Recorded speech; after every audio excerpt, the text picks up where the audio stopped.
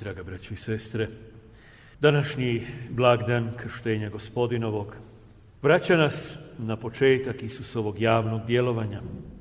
Isus je već odrasla osoba, prilike 30. godina, na početku 30. Ne znamo je li ovo prvo Isusovo samostalno putovanje iz gornjih krajeva Galileje i Nazareta, gdje je gotovo cijeli život do sada proživio, ili je više puta, kao što i Lukino evanđelje spominje, kada je Isus imao 12 godina, s Josipom i Marijom krenuo na put, na hodočašće u Jeruzalem, u Jeruzalemski hram. No Isusovo putovanje sada je drugačije. Iako je i svako drugo njegovo putovanje imalo cilj, ovo je putovanje koje ima početak javnog djelovanja. I upravo tu, na rijeci Jordanu, samo će nebo progovoriti o njemu, progovorit će o njegovom poslanju. Isus dolazi i ulazi u tu rijeku grešnika, staje uz sve one koji u svome srcu prihvaćaju Božju riječ koju Bog progovara preko Ivana Krstitelja.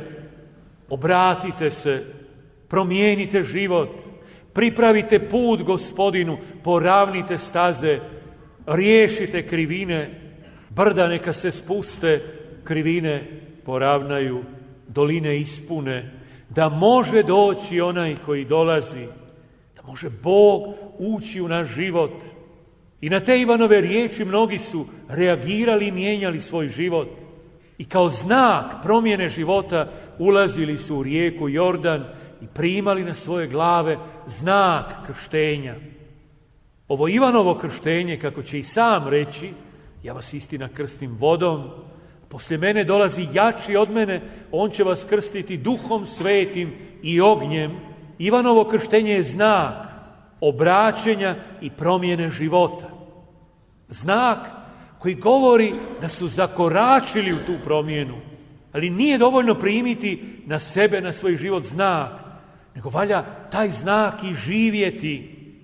Isus ulazi u tu rijeku ne zato jer je njemu potrebno obraćenje, nego zato što je nama potrebno obraćenje. Zato želi nas ohrabriti i biti uz nas u trenucima kada donosimo odluke obraćenja, promjene. Pa i sam Isus će, ne samo na početku svog javnog djelovanja, kada kaže evanđelje, zareda obilaziti gradovima i selima, nego će cijelo vrijeme pozivati na promjenu života, na obraćenje, na povratak Bogu, na život s Bogom.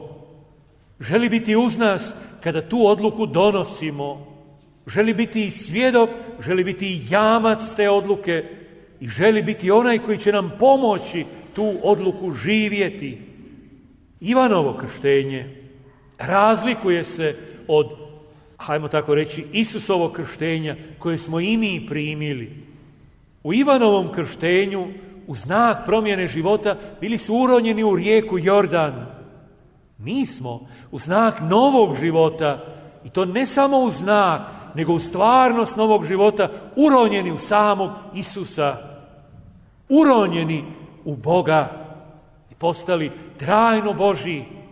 I upravo nas to, svaki naš ulazak u crkvu i dodir blagoslovljene vode, kad stavljamo znak križa na sebe, podsjeća, prisjeća, prizivlje nam istinu da smo Kristovi, da smo uronjeni u Krista, da smo njegovi, da je i na nama, kako kaže Božji glas, sva milina Božja, da se Božja ljubav izlila na nas, da smo u trenutku krštenja postali u punini djeca Božja.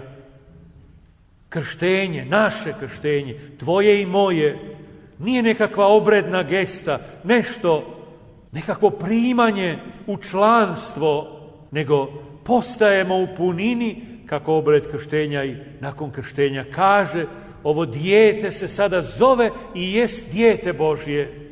Potvrdi će primiti puninu Duha Svetoga, rasti će u tome, biti Božje dijete. I to zaboravljamo. Zaboravljamo i da smo kršteni. rijetko se spominjemo svoga krštenja. Možda ponekad ove mlađe generacije pogledaju fotografije, mi stariji niti to, jer ih nije bilo možda to vrijeme. Možda nekakvo prepričavanje, ali niti to. Kršteni smo, pa što? Eto, svi su kršteni više manje. Moramo iz dana u dan obnavljati to svoje krštenje, posvješćivati si čiji smo postali, u koga smo uronjeni, čiji pečat na našoj duši stoji. Ja sam Kristov. I iz te pripadnosti izranja svako naše kršćansko poslanje i obaveza kršćanskog života. Započinje Isusovo javno djelovanje krštenjem, Ivanovim krštenjem na rijeci Jordanu. I Bog progovara tada, ali još stotinama godina prije preko proroka Izaije kaže Bog: evo sluge mojega, koga podupirem i za kojeg stojim, kraj kojeg stojim. Ja sam mu podrška, on je moj izabranik, on je miljenik moje duše, kaže Bog. Na njega sam izlio svoga duha, sva svoja bogatstva, sve milosti, sve darove, izlio sam na njega.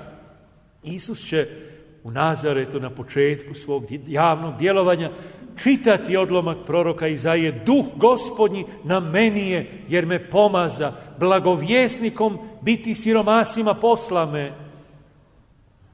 Kakav će biti? Donijet će pravo narodima. Neće vikati, neće bučiti, glas mu se neće čuti po trgovima, neće biti oštar, trske napuknute prelomiti neće, biti će nježan i blag, stijenja što tek tinja neće ugasiti, neće reći: pa goriš, malo ne goriš, pa nemoj ni gorjeti, jedva tinjaš, pa ugasi se radije. Ne, nego on povija sve naše napuknutosti, ozdravlja svaki stijenj našega života i naš najkrhkiji plamičak, štiti ga i daje da se razgori. Takav je Bog. Ne dolazi da bi osudio, nego dolazi da bi dao život, da bi obnovio naš život. Sveti Petar nakon pedesetnice, govoreći o Isusu, kaže: sad uistinu shvaćam, sad mi je jasno, nisam tako razmišljao, ali sada znam da Bog nije pristran, da ne gleda na jednog dobro, na drugog loše, da mu jedan draži, drugi ne, nego mu je u svakom narodu mio onaj koji ga se boji i čini pravdu. Vratit ćemo se još kratko na to, bojati se Boga i činiti pravdu. Došao je, prošao je zemljom čineći dobro i ozdravljajući sve kojima bijaše ovladao đavao. Ozdravljajući sve kojima bijaše ovladao đavao. I nije tu riječ samo o onim opsjednutima, nego je riječ o svakom trenutku našega života kada i mi potpadamo pod vlast đavla, kada našim srcem zavlada zlo. Što smo tada drugo nego pod vlašću đavla? Kada zlo upravlja našim životom, kada zle misli vode naš život, kada se prepustimo vlasti srdžbe i mržnje, pod vlasti smo đavla.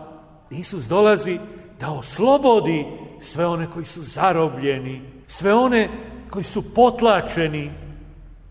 Potlačeni smo. Naš život i zlo koje je ušlo u naše srce potlačilo nas, gazi nas, ponizilo nas je i zarobljava nas. Došao je osloboditi, došao je pozvati nas na slobodu i ne samo čekati da izađemo na slobodu, nego nam pruža ruku, podiže nas i izvodi na slobodu. Bojati se Boga ne znači živjeti u strahu prema Bogu, nego živjeti u strahu koji je briga i trud da ne bih povrijedio tu ljubav, da ne bih izgubio to bogatstvo, da ne bih izgubio život, Božji život, život Božjeg djeteta koji mi je On dao. Živim u strahu da ne promašim čitav svoj život, Ali to nije strah koji me nagriza i zatvara, nego je strah koji me vodi da činim, da djelujem, da rastem. Čini pravdu. A Isus će reći u evanđelju i pravednost. Ivan Krstitelj u trenutku kad Isus dolazi prepoznaje Isusa i odbija. Ti biš trebao mene krstiti, kaže Isusu, a ti dolaziš k meni. Reći će i sam kasnije, on treba da raste, ja da se smanjujem. Pa će i evanđelje iduće nedjelje će nam to jasno reći. Čuti ćemo ponovno ono što čujemo u svakoj svetoj misiji. Evo ga, evo jaganjca Božjega koji uzima grijehe svijeta. Ne onaj koji uništava, nego onaj koji na sebe uzima. Zato bi ti trebao mene, a ne ja tebe. Kaže Isus, pusti to ljudsko razmišljanje. Da dolikuje nam da tako ispunimo svu pravednost. A u Svetom pismu pravednost je življenje i vršenje Božje volje. I zato će reći, sjetimo se tamo negdje 4. nedjelje do Šašća, ono evanđelje kada Josip smišlja kako da Mariju potajice napusti, kaže evanđelje, ali Josip, muž pravedan, pravedan je onaj koji volju Božju prihvaća, koji volju Božju živi, pa makar je i ne razumijeli, da dolikuje nam tako da ispunimo svu pravednost. To je Božji put, to je Božja volja. Mi to ne moramo razumijeti, ali na nama je da to prihvatimo i živimo. I tada mu popusti. I tada, kada Ivan Krstitelj odustaje od svojih razmišljanja i prihvaća ono Božje, tada se otvara nebo. Tada se otvara nebo. Ugleda Duha Božjega gdje silazi kao golub i spušta se na njega. I čuje se glas. Ovo je sin moj, ljubljeni, u njemu mi sva milina. Te iste riječi, ne doslovno tako, ali bit je Bog nama izrekao u našem krštenju. Ti si moje ljubljeno dijete, ja sam se zaljubio i sva moja milina je u tebi. Ti si moja milina, ili kako kaže prorok Izaija, ti si moj miljenik. A ljepota kod Boga je ta. Ljudi obično imaju nekoga kao miljenika, a onda drugi to nisu. Ali kod Boga nije tako. Kod Boga svatko od nas može biti, ima priliku biti njegov miljenik. Milje njegovo. Ti si moj ljubljeni sin. Shvaćamo li koliko je ljubav Bog nama iskazao u mom krštenju? Bog je sve izlio za nas i neprestano tu ljubav, svoju zaljubljenost prema čovjeku potvrđuje. Najsnažnije će to reći na križu. Ja te, čovječe, volim. Ne zato jer si lijep, dobar ili zato jer to zaslužuješ, nego zato jer sam svoju ljubav usadio u tebe. Jer mi je stalo do tebe, mimo svih naših zasluga, Bog nas ljubi. Petar je to shvatio. Petar se trudio kroz svoj život uz Isusa nekako pokazati da se zalaže, pa je često odgovarao prvi, pa se izlijetao, kao da je imao potrebu dokazati se pred Isusom. A kaže, sad shvaćam da se pred Isusom ne moram dokazivati, da pred njim ne moram ništa zaslužiti, da mi je sve darovano, da mu je u svakom narodu mio onaj koji ga ljubi. To je ono što Isus i od mene traži, da ga ljubim. Ali ljubav nije emocija, nije teorija, ljubav je život. Ljubav je svoj život, kao što je na krštenju bio uronjen, iz dana u dan uranjati u Isusa Krista, Boga i Spasitelja moga. To je bit moga krštenja. Uronjen sam u Isusa. Ne uronjen pa izvađen, nego sam trajno u njemu.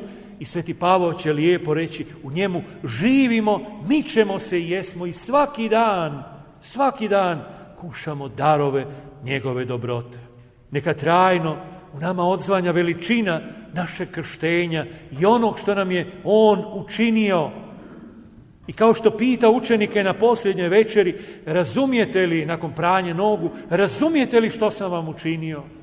Razumijemo li što nam je u trenutku našega krštenja učinio? Kako nas je i koliko uronio u sebe, u svoj život?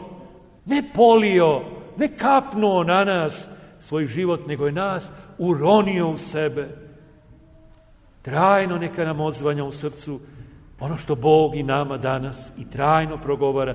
Ti si moj ljubljeni sin, moja ljubljena kći, moje ljubljeno dijete. Ti si moja milina.